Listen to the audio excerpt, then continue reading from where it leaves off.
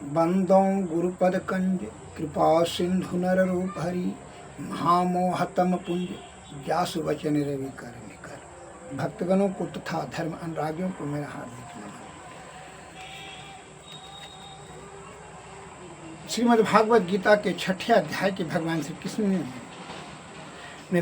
कृष्ण ने का उपदेश ध्यान के लिए है।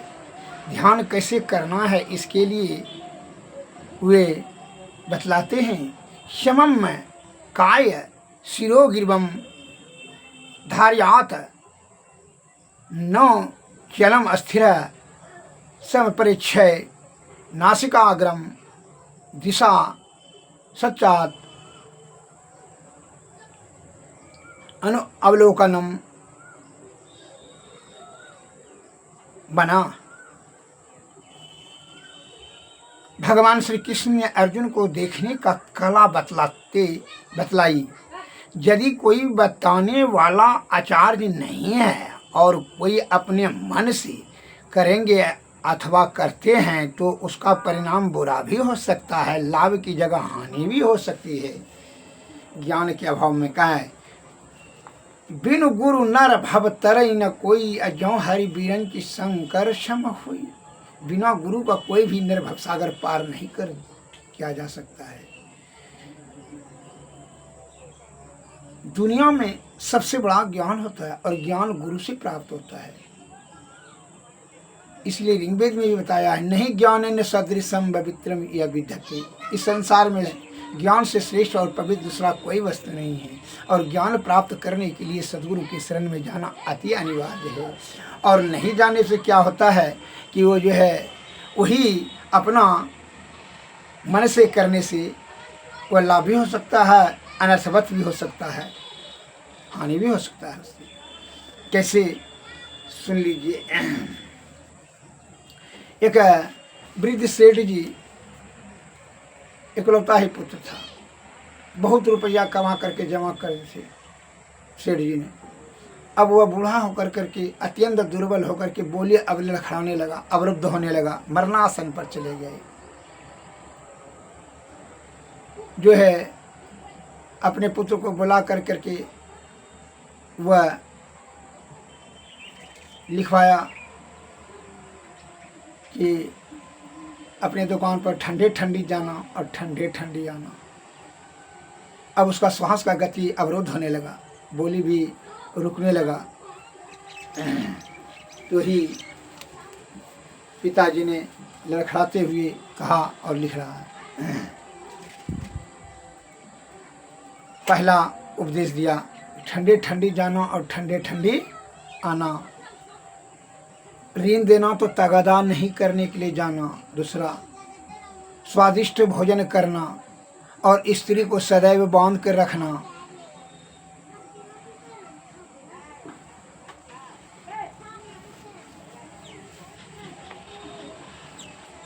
इतना और कहा कि 3 मुड़ी बला से ज्ञान की आवश्यकता हो। जब बड़ी समस्या आ जाए तो 3 मुड़ी वाला से पूछ लेना। और छठा बताया कि अपने मंदिर के जो शीर्ष भाग है, ऊपर वाला भाग में खजाना छिपा कर रखे हैं। जब जरूरत हो धन का तो निकाल लेना। माघ महीना शुक्ल पक्ष में 12 बजे रात में। एवं प्रकार से इतना कहते कहते वह प्राण अंत हो गया, मृत्यु को प्राप्त कर लिया। अब बेटा जो है, पैसा तो अथा था, बहुत पैसा। तो यह क्या किया, अपने पिताजी के आज्ञा के आधार पर जो लिखाया था वह अपने मकान से दुकान तक जो है ढलैया करवा दिया। ज़मीन खरीद करके उसमें बहुत रुपया, करोड़ों रुपया खर्च हो गया। और स्त्री को जो है वह खाना पीना खिला कर वो बांध करके रखती थी, जो जिससे के कारण से उसकी स्त्री खिन्न होकर के क्रोधित हो गई और बड़ी दुख झेलने लगी। और उस दुख से आघात होकर के अपने मैके से अपना पिताजी और भाई को बुलवा कर करके चली गई। और ऋण जिसको देता था वो तगादा करता ही नहीं था। इस प्रकार से जो है जिसको ऋण का आवश्यकता नहीं है, इस बात का प्रचार हो गया कि जो जिसको ऋण देता है वो मांगता नहीं है। जिसको ऋण का जरूरत नहीं था वो भी इसे 1 लाख 2 लाख 5,000 10,000 20,000 लेकर के जाता था। फिर काहे के लिए देने का अगले आएगा, एक तगादा करने के लिए भेजता ही नहीं था। और 56 प्रकार का रोज रोज भोजन बनवा करके खाता था। और खाता एक आदमी था और बनवा लेता था ढेर, जिसके कारण से वह भोजन बर्बाद रोज होते जाता था। और अनेक बीमारी से भी इसका ग्रसित होने लगा कि ज़्यादा जो भोजन कीमती से भोजन मंगवा करके आज चाइनीज का जापानीज विदेशी खाना भी मंगवाता था पैसा के बल पर, जिसके कारण से पैसा भी बहुत रुपया खर्च होता था और ऋण में भी पैसा खत्म हो गया। स्त्री भी भाग गई और बीमार भी पड़ गया। सब धन एवं प्रकार से तहस नहस हो गया, नष्ट हो गया, छिन्न हो गया, बिल्कुल दरिद्र और कंगाल हो गया। अब तो इसका मकान भी जो है बिक गया एवं प्रकार से अत्यंत दुर्बल भी हो गया और संपत्ति भी विहीन हो गया। बड़ा ही जीवन इसका कष्ट में चला गया। अब तो भिक्षाटन पर आ गया इसका नौबत।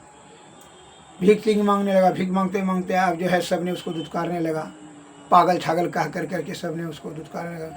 वो धीरे धीरे जो है दूसरे जगह चले गए। दूसरे जगह जाने के बाद जो है संजोग की बात हुई,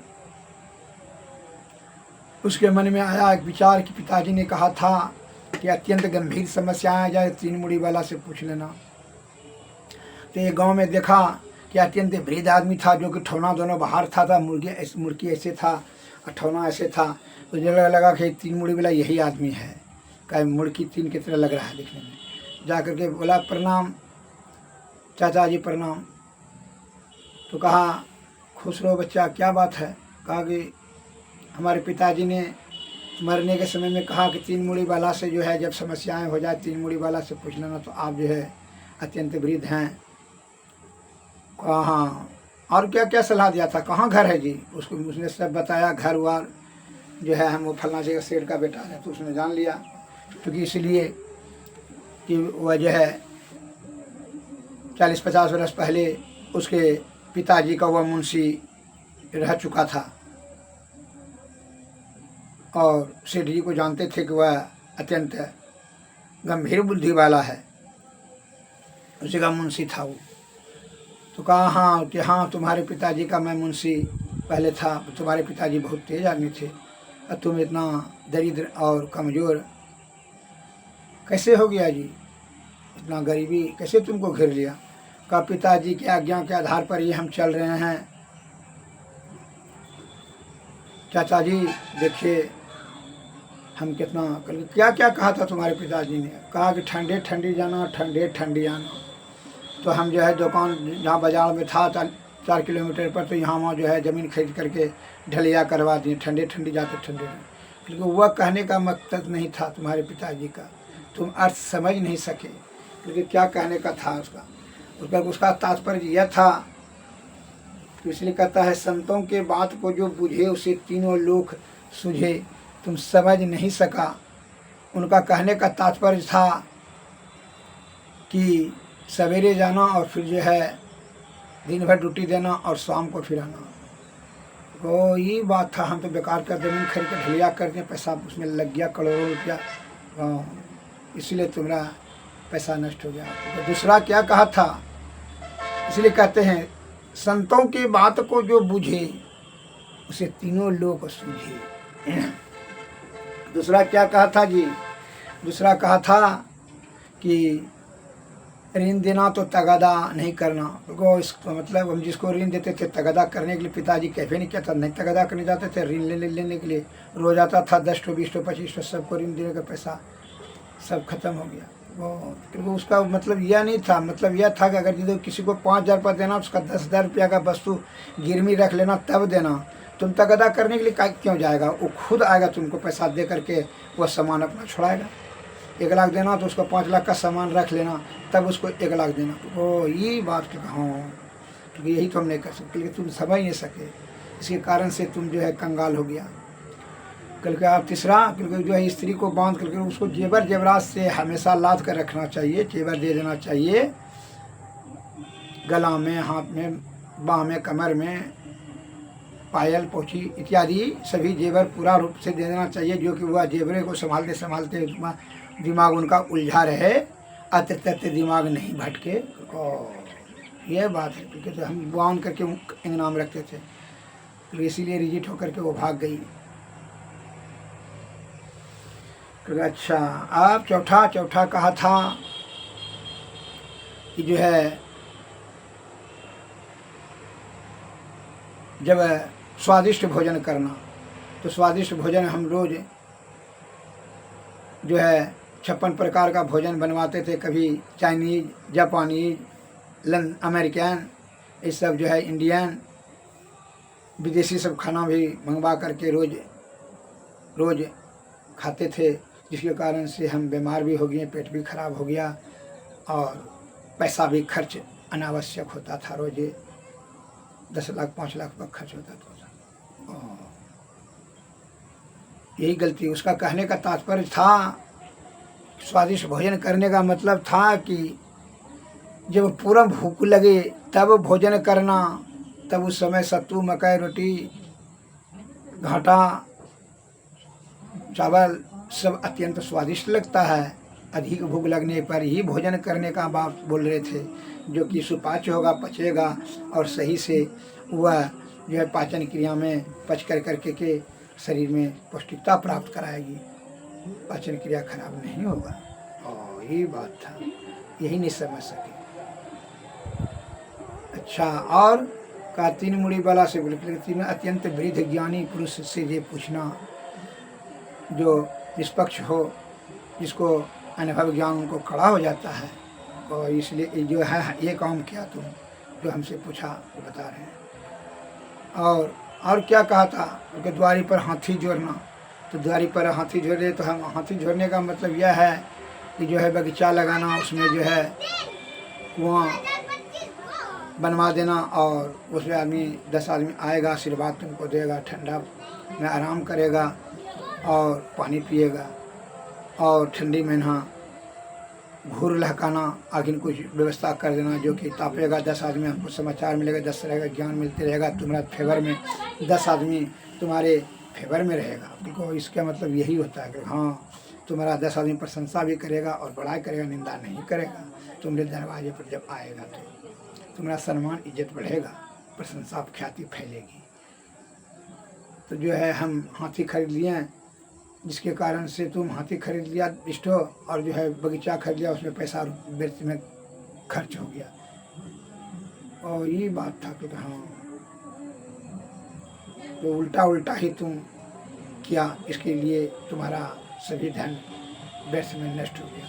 क्योंकि और कुछ लिखा था, क्योंकि और जो लिखा है अंतिम में कि धन की आवश्यकता हो तो मंदिर में जा करके, मंदिर के शीर्ष भाग, ऊपरी भाग में जो है खजाना रखे हैं, निकाल लेना 2 बजे रात में, माघ के शुक्ल पक्ष में, तो उसको जा करके देखें, तोड़ करके मंदिर के गुंबज को, तो कहाँ था, कुछ नहीं था। इसलिए अब जो है सब पैसा तो नष्ट हो गया, हम गरीब हो गए और बीमार भी हो गए, इसीलिए हम भीख मांगने लगे। क्योंकि उसका तात्पर्य कहने का है, इसका अर्थ यह होता है कि माघ महीना जो है 2 बजे रात में शुक्ल पक्ष, यूरिया पक्ष में, तुम जो है जहाँ मंदिर का जो है गुंबज का छैया जाता हो, उसी जगह वह छैया के निकट में ही खोद कर देखना, वहीं धन गाड़ करके तुम्हारे पिताजी ने रखा है, जाकर देख लो, वहीं मिल जाएगा। एवं प्रकार से वहाँ उनको मुंशी चाचा जी को, जो मुंशी उनके थे पिताजी का, उनको प्रणाम कर करके आए और जा कर के उसी जगह जो है जहाँ मंदिर का गुंबज का छैया पड़ रहा था उसको खुदवा कर देखा, वहाँ 7 कलसी धन रखा हुआ था गाड़ करके, वह निकाल करके खोद करके प्राप्त किया। एवं प्रकार से वह फिर जो है पूंजी हो गया और धनवान हो गए। अतः संतों की, ज्ञानियों की बात को अमल करने से सुख तथा परम सुख की प्राप्ति होती है। श्री सद्गुरु महाराज की जय। उसी प्रकार हमारे संत महात्मा लोग आदिकाल से बता रहे हैं कि यह जीवन जो है निरर्थक विषय भोग में अपनी आयु बल बुद्धि को नष्ट न करें।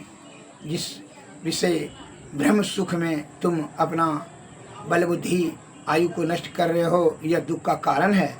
इसका विषय वासना का त्याग करके अध्यात्म ज्ञान और साधु की संगति और सद्गुरु के शरण में जा कर के उनकी दया से युक्ति और युक्ति से भक्ति करें तब मुक्ति होगा। बिना सद्गुरु के दया से विषय वासना का त्याग दुर्लभ है। अतः सद्गुरु के शरण में जाना अति अनिवार्य है। तब यह 10वें द्वार होकर के यह जीवात्मा अज्ञान चक्र पर अस्थिर कर करके 10वें सुषमना में ध्यान करने से 10वें द्वार होकर करके जो है यह ब्रह्म की प्राप्ति करेंगी।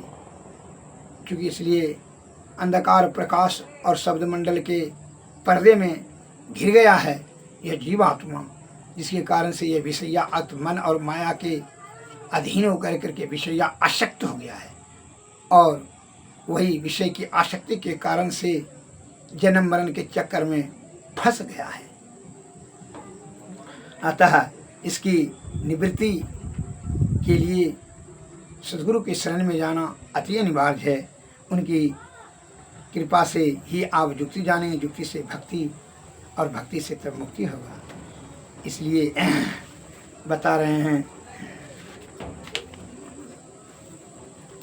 संत महात्मा लोग, विषय वासना छूटत न मन से, नाहक नर वैराग्य करे। विषय वासना छूटत न मन से, नाहक नर वैराग्य करे। जल बिच मीन बझे बंसी में, जीव के कारण प्राण हरे। सो रस ना बसे कियो न जोगी, नाहक इंद्रिय साधि मरे।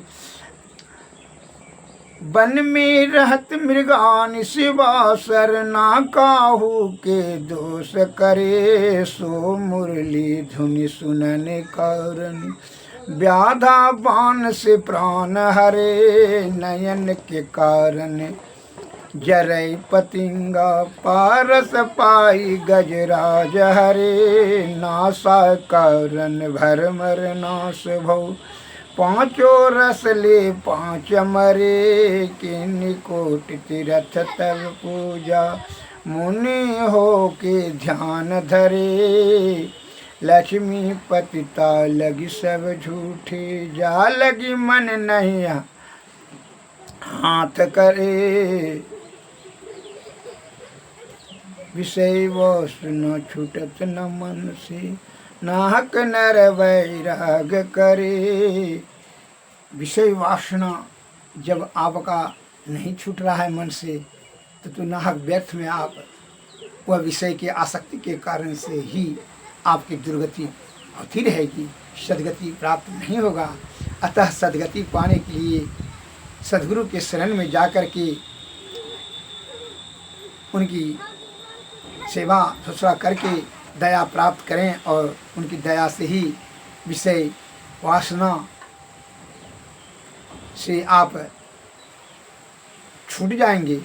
और जब विषय आपका छूट जाएगा, विषय से अनासक्त भाव हो जाएगा, बेलाग हो जाएंगे, अलग हो जाएंगे, विरक्ति हो जाएगी, तब क्या होगा कि तब जो है आपका ध्यान अज्ञान चक्र पर अस्थिर हो जाएगा। और जब ध्यान अस्थिर होकर के सुषुम्ना में जाएगा, तब क्या होगा?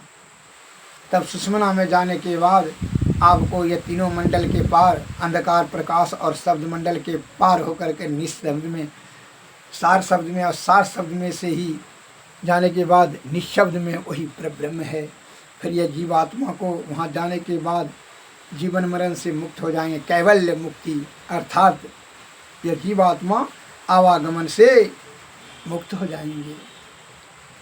यह सद्गुरु की कृपा से ही संभव है। श्री सद्गुरु महाराज की जय। इसलिए सद्गुरु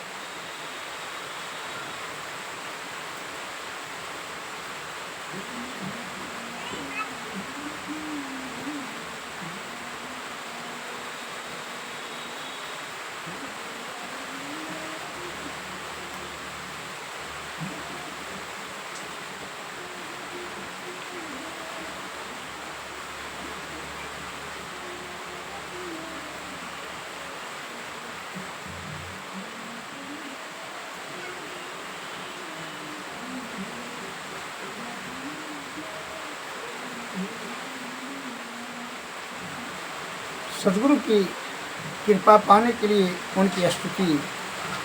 भजु मन सतगुरु सतगुरु सतगुरु जी, भजतावन हंस वारण भव भई टारण सतगुरु जी। भजु मन सतगुरु सतगुरु सतगुरु जी, ब्रह्म तम नाशन ज्ञान प्रकाशन हृदय विवासन सतगुरु जी। भज मन सतगुरु सतगुरु, आत्मयनात्म विचार बुझावन परम सुहावन सतगुरु जी। भज मन सतगुरु, सगुण यगुण ही अनात्म बतावन पार आत्म कहे सतगुरु जी। मलयनात्म ते सूरत छुड़ावन द्वैत मिटावन सतगुरु जी। भजमन सतगुरु सतगुरु, पिंड ब्रह्मांड के भेद बतावन सूरत छुड़ावन सतगुरु जी। भजमन सतगुरु सतगुरु, गुरु सेवा संत संग दृढ़ावन पाप निषेधन सतगुरु जी। भजमन सतगुरु, सूरत शब्द मार्ग दर्शावन संकट तारन सतगुरु जी। ज्ञान विराग विवेक के दाता अनहद राता सतगुरु जी। भजमन अविरल भक्ति विशुद्ध के दानी परम विज्ञानी सतगुरु जी। भजमन सतगुरु, प्रेम दान दो प्रेम के दाता पदराता रहे सतगुरु जी। भजमन सतगुरु स निर्मल जुग कर जोड़ी के बिनवहूँ घटपट खोलिए सतगुरु जी। भजमन सतगुरु सतगुरु सतगुरु जी। श्री सद्गुरु महाराज। आरती तन मंदिर में कीजिए, दृष्टि जुगल कर सन मुख दीजिए।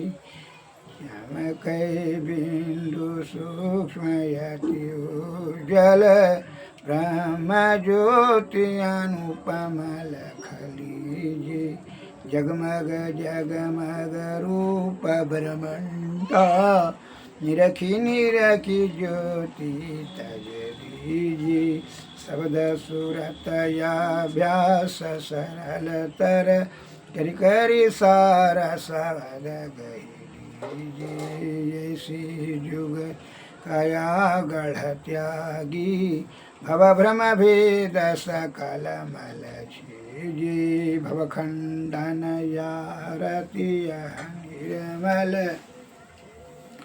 मृत रस पीजी श्री श्री भारती तन मंदिर में कीजे दृष्टि जुगल कर तन मुख दीजी श्री सद्गुरु महाराज श्री सद्गुरु नमस्कार जय